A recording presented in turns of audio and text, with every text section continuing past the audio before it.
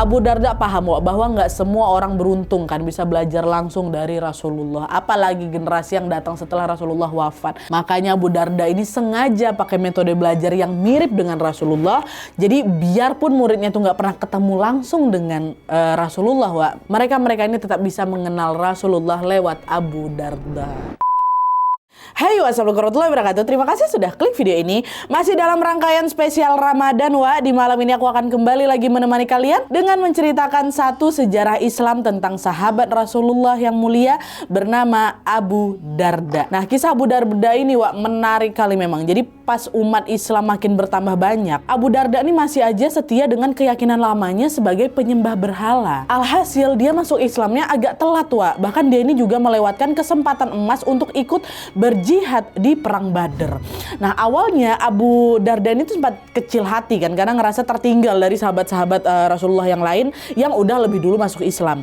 Tapi justru inilah, Wak, yang ngebakar semangatnya untuk rajin belajar demi bisa mengejar semua ketertinggalannya itu. Dan hasilnya Abu Darda pun berubah menjadi salah satu sahabat yang paling ahli dalam Al-Quran dan hadis. Bahkan dia juga sampai dikirim ke Suriah untuk jadi ulama di sana.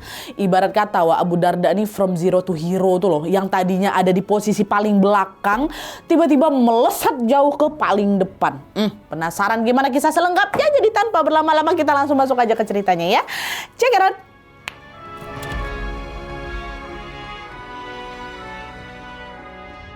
Oke, Wak, jadi nama asli dari Abu Darda ini adalah Uwaimir bin Amir. Sedangkan Abu Darda merupakan julukan yang berarti bapaknya Darda. Karena pada masa itu orang-orang Arab memang suka manggil seseorang pakai nama anaknya, Wak. Dan karena anaknya beliau ini namanya Darda, dia pun lebih populer dengan julukan Abu Darda, bapaknya Darda gitu ya. Nah, sama seperti Sabit bin Qais atau sahabat yang aku sudah ceritain sebelumnya, Wak, Abu Darda ini juga berasal dari suku Khazraj, yaitu salah satu suku asli Madinah yang nantinya disebut sebagai kaum Ansor. Dulu di masa jahiliyah, suku Khazraj ini termasuk penyembah berhala, Wak. Ada yang nyembah cuman karena pengen dianggap jadi bagian dari masyarakat aja, dan ada juga yang menyembah karena yakin betul kalau berhala itu adalah Tuhan. Abu Darda sendiri termasuk golongan yang mana? Yang kedua, dia nyembah berhala karena yakin berhala itu adalah Tuhannya. Abu Darda punya berhala sendiri, Wak, di rumahnya. Bahkan beberapa sumber bilang kalau dia ini sampai bermewah-mewah tuh loh dalam menghias berhalanya. Berhalanya dikasih pakaian dari jenis kain terbaik, dikasih wangi-wangian dari parfum-parfum mahal, dan juga selalu dibersihkan secara berkala itu si berhala itu. Nah, terus seiring berjalannya waktu, Islam mulai tersebar lah ini kan di Madinah lewat dakwahnya Mus'ab bin Umair, dai yang ditunjuk Rasulullah sebelum Rasulullah hijrah ke Madinah.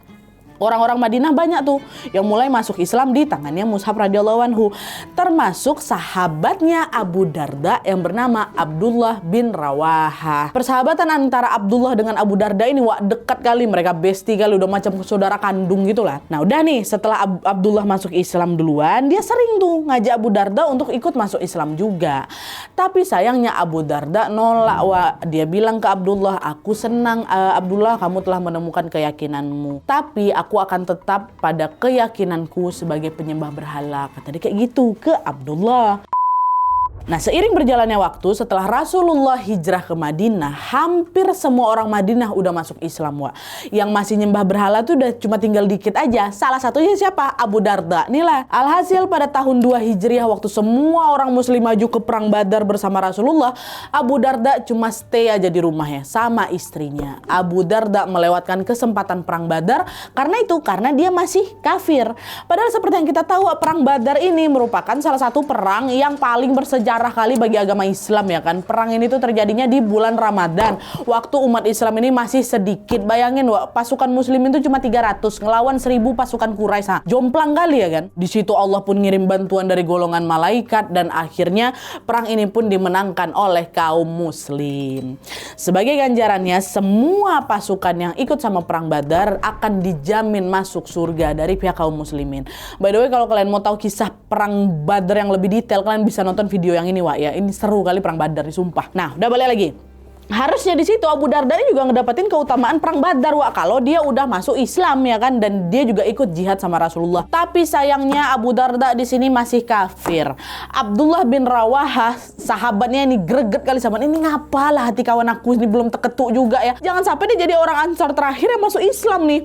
Ini aku harus ngelakuin sesuatu nih sama si sahabat aku, kata Abdullah. Akhirnya di situ Abdullah ngedatengin lah rumahnya Abu Darda. Waktu Abu Darda lagi pergi, yang ada di rumah cuma ada istrinya. Abdullah izin masuk, saya masuk bentar ya gitu. Diizinkan sama istrinya. Masuklah, nyamperin berhalanya Abu Darda di dalam rumah tuh. Terus di situ dengan yakinnya Abdullah ngancurin berhala itu. Segala sesuatu yang disembah selain Allah adalah kebohongan. Itu dihancur-hancurkannya itu berhalanya Abu Darda. Dah hancur lah ini berhalanya kan. Abdullah langsung pergi dari sana. Pergi gitu aja. By the way, Wak, di sini aku mau disclaimer dulu ya. Apa yang sudah dilakukan Abdullah ini tidak serta-merta bisa kita tiru, Wak, ya. Kalau kita misalnya punya teman yang memang berbeda keyakinan, itu bukan berarti kita bisa langsung hancurin simbol-simbol agamanya mereka. Apa yang aku ceritakan barusan itu spesifik tentang dua orang sahabat yang memang udah dekat kali, Abu Darda sama Abdullah bin Rawahah. Ini saking dekatnya, Wak, Abdullah tuh sampai tahu kalau Abu Darda ini sebenarnya cuma butuh pemantik dikit aja untuk berpikir gitu loh. Abu Darda ini orang cerdas, orang pintar dia. Makanya Abdullah ini yakin kejadian barusan atau kejadian tadi itu nggak akan bikin Abu Darda marah. Justru malah bikin dia sadar tentang siapa Tuhan dia sebenarnya. Kayak gitu ya. Udah lanjut lagi. Nah, udah nih udah dihancurin kan. Pulang si Abdullah. Nggak lama kemudian Abu Darda balik ke rumah. Nah, pas tahu berhala yang paling dia sayang itu hancur, wah, nangis sesungguhkan Abu Darda. Apa yang sudah terjadi? Siapa yang sudah melakukan ini? Gitu kan. Tanya Abu Darda ke istrinya jawab, sahabatmu Abdullah bin Rawahah, wahai suamiku, dialah yang sudah melakukannya. Sambil terus menangis, wah, Abu Darda berusaha menyatukan lagi itu kan puing-puing berhala itu kan udah dihancurkan sama sahabatnya. Terus Abu Darda bilang, celakalah kamu. Kenapa engkau tidak mencegah perbuatan Abdullah terhadapmu? Bukankah engkau Tuhan? Dan bukankah engkau bisa membela dirimu sendiri? Kata si Abu Darda. Di situ istrinya nyaut, kalau berhala itu betulan Tuhan, wahai suamiku, dan dia bisa memberi manfaat, pasti dia akan membela dirinya sendiri dan orang lain juga kan. Tapi ini enggak, digitukan sama istrinya. Nah, kejadian inilah yang betulan menjadi tamparan keras untuk Abu Darda, Wak. Di situ dia mikir, ini kayak selama ini aku nyembah Tuhan yang salah lah. Terus ya udah tuh, akhirnya setelah hatinya lebih tenang, Abu Darda mandi, dia pakailah baju terbaiknya, Wak, ya kan. Habis itu dia pergi keluar rumah, entah mau kemana. Nah, di sisi lain, Abdullah bin Rawahah lagi duduk sama Rasulullah. Terus nggak lama, dia lihat nih Abu Darda jalan ngedekat ke arahnya. Abdullah bilang, ya Rasulullah, sepertinya sahabatku Abu Darda datang mencariku. Mungkin dia datang ke sini karena dia kesal. Aku sudah menghancurkan berhalanya. Kata dia kayak gitu. Dengar itu, Rasulullah tersenyum. Rasulullah bilang kayak gini, tidak ya Abdullah, dia bukan datang mencarimu. Justru dia datang karena dia mau masuk Islam. Sungguh Allah sudah menjanjikan kepadaku bahwa Abu Darda akan masuk Islam. Itu kata Rasulullah. Ternyata Allah sendiri loh yang udah berjanji kalau Abu Darda pasti masuk Islam. Bayangkan. Datanglah kan Abu Darda langsung bersyahadat dari situ. Sejak saat itu hidup Abu Darda langsung berubah total. Setelah dia masuk Islam.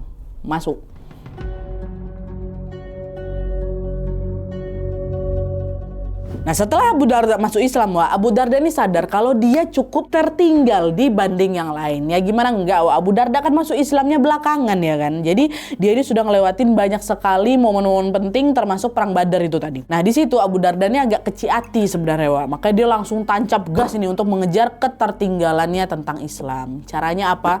Dia selalu sholat di saf paling depan, Dia suka berlama-lama di masjid, dia duduk di dekat Rasulullah biar bisa dengerin ceramah Rasulullah dengan jelas. Dia rajin ngafalin Al-Quran dan dia sering kali nanya ke sahabat-sahabat lain tentang apa saja yang sudah dia lewatkan kemarin waktu dia masih menyembah berhala. Itu tuh dia lakukan setiap hari, Dengan semua usaha itu Abu Darda langsung melejit ya. Saking semangatnya dia beribadah, Abu Darda ini sampai ninggalin semua kerjaannya. Abu Darda berubah, dari yang awalnya sangat mementingkan harta dunia jadi nggak peduli peduli sama sekali sama dunia. Yang ada di pikirannya itu cuma ibadah, abis ini aku mau ngapain? Mau ibadah lagi kayak gitu. Sampailah pada suatu hari seorang sahabat yang bernama Salman Al-Farisi nggak sengaja ketemu sama istrinya Abu Darda. Salman kaget di situ waktu nengok istrinya. Kadang ngeliat penampilan istrinya Abu Darda nih lusuh kali gitu, lusuh. Salman nanya lah kan, loh apa yang terjadi padamu? Bukankah kau tahu bahwa kau seorang istri yang harus berpenampilan menarik di depan suaminya? Kata Salman. Istri Abu Darda jawab, untuk apa? Suamiku sudah tidak membutuhkan dunia. Dia menghabiskan malamnya untuk sholat dan siangnya dia berpuasa. Nah itu. Dengar itu Salman paham kalau Abu Darda pasti lagi nerapin sikap zuhud. Apa itu? Lebih ngutamain akhirat dibanding dunia. Tapi di sini Salman malah resah, Wak. Dengan ilmunya yang tinggi, Salman jadi mikir, zuhud itu memang baik, tapi sepertinya yang dilakukan Abu Darda ini sudah berlebihan. Nanti kalau ketemu, aku tegur dia, kata Salman. Akhirnya di siang itu, Salman bertamu lah, Wak, ke rumah Abu Darda. Abu Darda menyambut Salman dengan nyuguhin banyak makanan, ya kan? Salman bilang, makanlah bersamaku Abu Darda, kata gitu. Abu Darda jawab, maaf Salman, aku sedang berpuasa.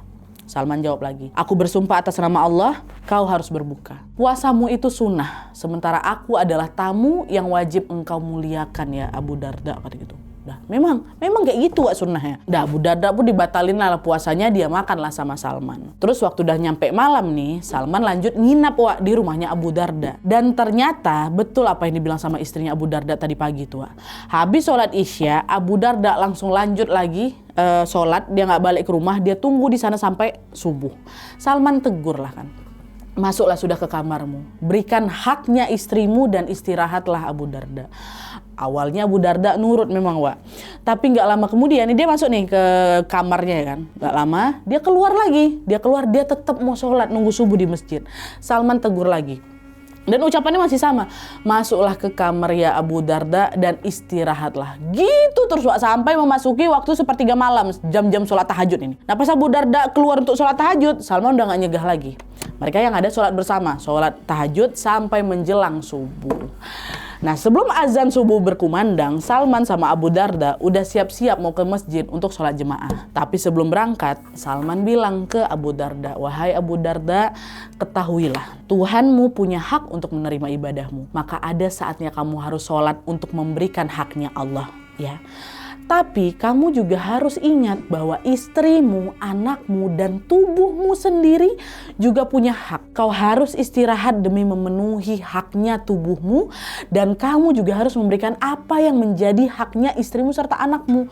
Kata Salman kayak gitu Wak. Nah teguran Salman ini bikin perasaan Abu Darda campur aduk lah. Bentar dulu, sholat sama puasa kan ibadah. Masa iya itu salah? Terus kenapa Salman malah ngelarang aku gitulah kan?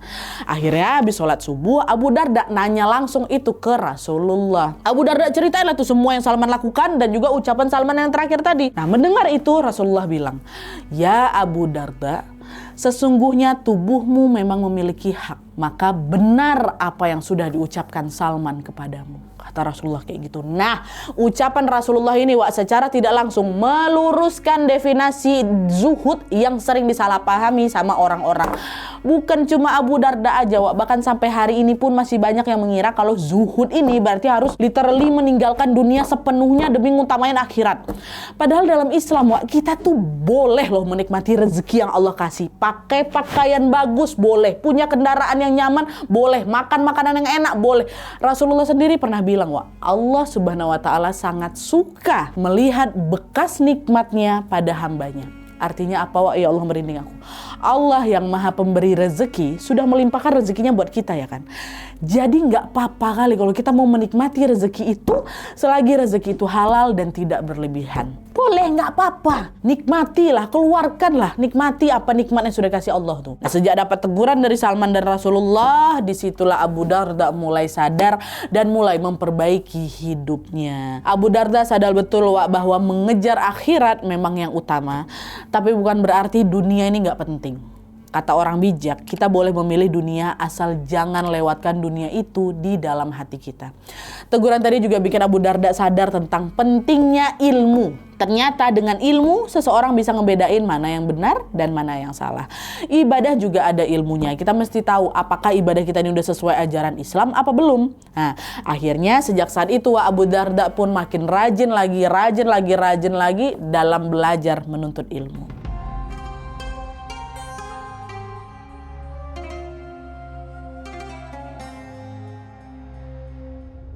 Nah, pada masa itu budaya tulis-menulis belum sepopuler sekarang. Alhasil sumber ilmu tempat para sahabat belajar itu bukan dari buku ya, melainkan langsung dari Rasulullah SAW.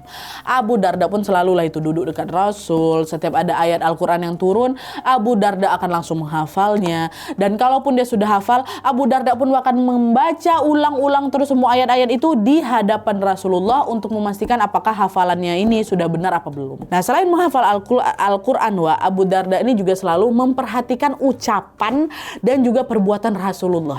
Seperti yang kita tahu, semua ucapan dan semua perbuatan Rasulullah ini kan akan dicatat sebagai apa? Sebagai hadis ya kan. Makanya Abu Darda ini ngafalin semua hadis itu sampai dia ini dikenal sebagai salah satu orang yang paling paham ilmu hadis. Oke. Nah, udah setelah menguasai ilmunya, Abu Darda ini juga selalu mengamalkan isi Al-Quran dan hadis itu dalam kehidupan sehari-hari. Abu Darda ini pernah bilang, aku takut nanti Allah akan membangkitkanku di hari pembalasan dan membawaku ke hadapan seluruh manusia sambil berkata, apakah semua perbuatanmu sudah sesuai dengan ilmu yang kau pelajari? Nah, itu.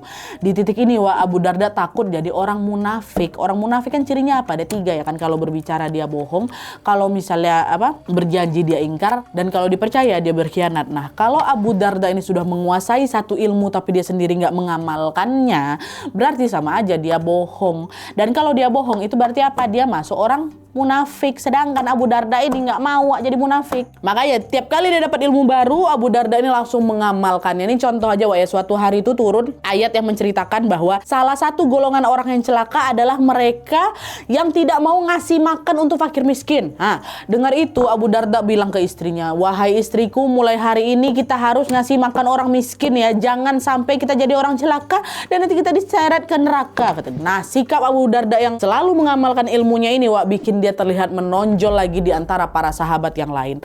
Dan kerennya lagi, meskipun terkenal punya banyak ilmu nih, Abu Darda nggak pernah sombong sama sekali. Abu Darda ini nih ibarat padi yang makin berisi makin merunduk gitu loh. Makin banyak ilmunya, dia justru makin tawadu, makin rendah hati dia. Nah, sikap tawadunya Abu Darda ini muncul karena dia ini memang sering berkontemplasi gitu loh. Pernah suatu hari istrinya ini ditanya sama sahabatnya, apa ibadah yang paling menonjol yang sudah dilakukan suamimu atau yang sudah dilakukan Abu Darda, wahai istri Abu Darda gitu kan. Terus istri situ jawab, sebagian besar ibadahnya suamiku adalah bertafakur, atau dia akan duduk sambil merenung dan berpikir dalam-dalam. Abu Darda ini pernah bilang, kalau bertafakur selama 1 jam itu lebih utama daripada sholat pada malam hari. Kenapa? Karena dengan bertafakur, Abu Darda jadi makin sadar kalau kita sebagai manusia ini nggak bisa berbuat apa-apa tanpa izin Allah. Bahkan dalam belajar sekalipun kita nggak akan bisa menguasai satu ilmu kalau Allah tuh nggak ngizinin.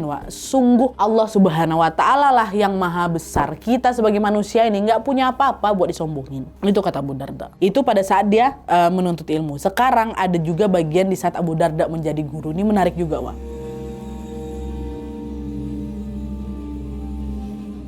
Dah, fast forward ke masa kepemimpinannya Umar bin Khattab radhiyallahu anhu. Nah, waktu itu Islam ini berkembang pesat kali karena Umar aktif berekspansi ke mana-mana ya kan. Semakin banyak wilayah yang ditaklukkan, berarti makin banyak juga orang yang masuk Islam. Sampai akhirnya pada suatu hari Umar ini dapat surat dari pemimpin Suriah.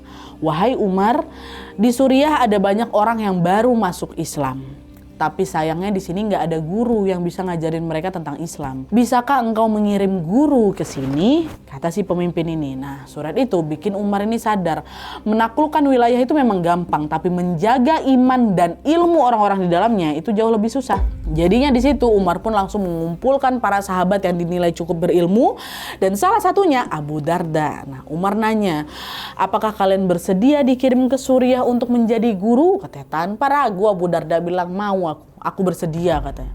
Dan gak lama kemudian berangkatlah ini Abu Darda ke sana bersama dengan sahabat-sahabat yang lain. Nah, sesampainya di Suriah, Abu Darda ditempatkan di kota Damaskus namanya. Setiap hari Abu Darda pergi ke masjid Damaskus untuk mengajar ilmu pengetahuan khususnya Al-Quran dan hadis. Proses pembelajaran itu dimulai setiap habis subuh, Masjid pun selalu penuh ini sama ratusan murid yang memang mau belajar dari Abu Darda. Nah, untuk memastikan semua muridnya ini belajar dengan nyaman, Abu Darda juga menyuruh mereka untuk duduk ngebentuk lingkaran-lingkaran kecil yang berisi 10 orang. Satu kelompok 10 orang lingkaran kayak gitu ya. Masing-masing lingkaran harus menunjuk satu orang untuk jadi ketuanya. Dan nanti ketua-ketua inilah yang akan belajar langsung sama Abu Darda. Abu Darda pun ngajarin kepada ketua-ketua ini tentang ayat-ayat Al-Quran. Setelah diajarin, si ketua-ketua ini akan kembali ke lingkaran masing-masing untuk mengajarkan teman-teman dia yang lain. Nah, selama proses belajar ini berlangsung, Abu Darda akan standby di sudut masjid sambil memantau mereka satu-satu. Dan kalau misalnya ada murid yang sudah menghafal ayat-ayat Al-Quran yang dia ajarkan tadi, mereka boleh maju menemui Abu Darda untuk setoran hafalan. Nah, metode belajar dengan ngebentuk lingkaran-lingkaran kecil ini, ternyata terbukti ampuh.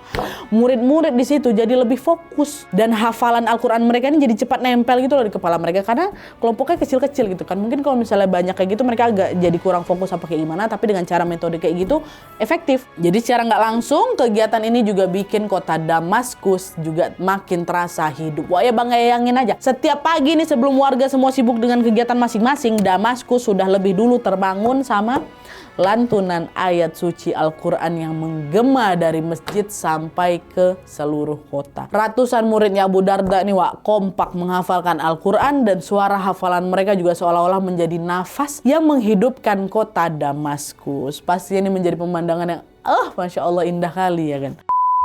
Nah, selain belajar Al-Quran, tentunya Abu Darda ini juga mengajarkan murid-muridnya tentang hadis. Banyak riwayat yang bilang kalau Abu Darda ini mengajar hadis dengan cara yang sama seperti Rasulullah SAW.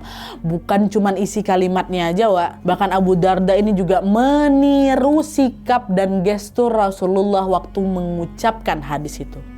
Kalian tahu gimana? Abu Darda ini selalu mengajar hadis sambil tersenyum.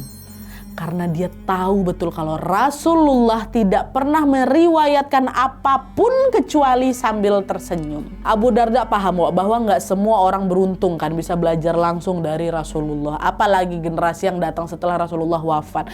Jangankan untuk belajar, mereka tuh bahkan juga kan nggak pernah ketemu sama Rasulullah ya kan, Makanya Abu Darda ini sengaja pakai metode belajar yang mirip dengan Rasulullah. Jadi biarpun muridnya tuh nggak pernah ketemu langsung dengan Rasulullah, mereka ini tetap bisa mengenal Rasulullah lewat Abu Darda. Nah, untuk mensukseskan metode mengajarnya ini, Abu Darda selalu berdoa juga dulu. Ya Allah ya Tuhanku, untuk semua hal yang aku sampaikan atas nama Rasulullah, tolong jagalah agar selalu akurat. Jika apa yang aku sampaikan ini tidak persis seperti Rasulullah, tolong buatlah ucapanku semirip mungkin dengannya. Gitu kata Abu Darda setiap kali mau memulai mengajar. Dalam waktu singkat, kiprahnya Abu Darda sebagai guru pun makin masyhur di kalangan masyarakat Damaskus. Setiap Abu Darda ini datang ke masjid, itu ratusan muridnya itu udah selalu ngekor tuh di belakang Abu Darda. Dengan semangat para murid ini melontarkan banyak sekali pertanyaan ke Abu Darda. Ada yang nanya soal hadis, soal Al-Quran, fikih, dan ilmu-ilmu lainnya. Juga ada ditanyain macam ilmu ekonomi, sosial, bahasa, semua ditanya ke Abu Darda. Abu Darda menjelma menjadi guru dari semua guru. Dengan ilmunya yang luas, dia bisa menjawab semua pertanyaan muridnya dengan baik. Makanya juga gak heran kalau Abu Darda ini pun begitu dicintai sama murid-muridnya. Begitu juga sebaliknya, Abu Darda juga sayang kali sama murid-muridnya, sama mereka ini. Bahkan di momen terakhir sebelum meninggal dunia, Abu Darda masih terus mengingat muridnya. Jadi waktu di tahun 32 Hijriah, waktu masa kekhalifahan udah masuk di Utsman bin Affan, Abu Darda ini sudah berusia 70-an tahun. Di situ Abu Darda mulai sakit-sakitan, ya. Nah, pas sakitnya makin memuncak, Abu Darda ini tahu betul bahwa umurnya pasti sudah tidak lama lagi. Jadi di situ Abu Darda manggil lah semua muridnya untuk datang ke rumahnya. Dalam kondisi yang sudah sekarat, Abu Darda bilang, "Aku masih guru kalian dan aku mau kalian melihat kondisiku. Siapa di antara kalian yang sudah mempersiapkan diri untuk menghadapi hari seperti ini? Kematian pasti datang. Kalian harus bersiap menyambut hari kematian kalian." Itu kata Abu Darda. Bahkan pas sudah mau meninggal, Abu Darda masih sempat mengajarkan murid-muridnya tentang pentingnya mempersiapkan kematian. Nah, bayangkan. Dan by the way nih, selain petuah tentang persiapan kematian, ada juga peristiwa menyentuh lainnya nih yang juga terjadi sebelum Abu Darda meninggal, yaitu berkaitan dengan istrinya. Ya, jadi waktu kondisinya Abu Darda radhiyallahu anhu ini masih makin ngedrop, sang istri duduklah kan di sampingnya sambil bilang, "Wahai suamiku, waktu kau mau menikahiku di dunia, engkau meminta tanganku dari ayahku. Dan sekarang setelah kau akan berpulang ke Allah, aku mau minta satu hal darimu ya suamiku. Besok di surga, mintalah tanganku dari Allah. Dari Allah. Sebab selain di dunia, aku juga mau menjadi istrimu di surga," kata istrinya. Manis sekali. Dengar itu Abu Darda senyum aja dia. Dan gak lama kemudian Abu Darda pun menghembuskan nafas terakhirnya dalam keadaan damai. Kematiannya betul-betul indah, Yang dia tinggalkan cuman kebaikan. Gak ada dendam, gak ada hutang atau gak ada perbuatan tercela lainnya. Semuanya baik. Dan juga sedikit tambahan informasi, beberapa bulan setelah Abu Darda wafat, datanglah ini laki-laki kaya raya, pengusaha mau ngelamar istrinya. Istrinya jawab, "Maaf, aku tidak bisa menikah denganmu karena aku sudah bertunangan dengan Abu Darda di surga." Masya Allah. Semoga kalau kita bisa bertetangga sama Abu Darda dan juga istrinya di surga, ya. Amin. Amin ya rabbal alamin. Oke, jadi itu tadi kisah tentang Abu Darda radhiyallahu anhu. Sebagai orang yang berilmu, sebenarnya masih banyak kali petua Abu Darda yang belum sempat aku ceritain di sini. Pokoknya kalau misalnya kalian cari-cari tentang Abu Darda nih, kalian pasti bakal kagum sama sikap beliau ini dalam menuntut ilmu sekaligus juga mengamalkan ilmunya. Semua ilmu yang kita pelajari ini juga akan diminta pertanggungjawabannya, Apa yang udah kita lakukan dengan ilmu itu? Apa kita cuman sekedar tahu tanpa mengamalkannya? Apa ilmu itu cuman kita simpan sendiri aja tanpa dibagi-bagi ke orang lain? Itu harus dipertanggungjawabkan. Dan kabar baiknya juga, ilmu ini juga bisa jadi perpanjangan amal kita setelah meninggal. Kalian kan tahu kan, setelah meninggal semua amal akan langsung terputus kecuali 3 hal. Pertama apa? Sedekah jariyah. Kedua, doa anak-anak soleh. Ketiga, ilmu yang bermanfaat. Jadi selama kita belajar dan mewariskan ilmu itu ke orang-orang, insya Allah pahalanya akan terus ngalir dan menjadi pemberat timbangan amal kita nanti. Ya Allah. Sekarang aku nggak kebayang seberapa banyak pahala yang ngalir buat Abu Darda tuh. Semoga kita selalu bisa meneladani hal-hal itu, ya. Amin ya rabbal alamin. Oke, jadi sekian dulu videonya. Terima kasih banyak yang sudah menonton. Kalau kalian suka video ini, klik like-nya. Jangan lupa komen di bawah tidak ada dan saran-saran untuk selanjutnya. Jangan lupa nyalain notifikasinya supaya kalian tahu kalau aku upload video baru. And as always, jangan lupa untuk klik tombol subscribe supaya kalian sama-sama tahu informasi menarik dan menegangkan dari channel aku. See you next video, bye.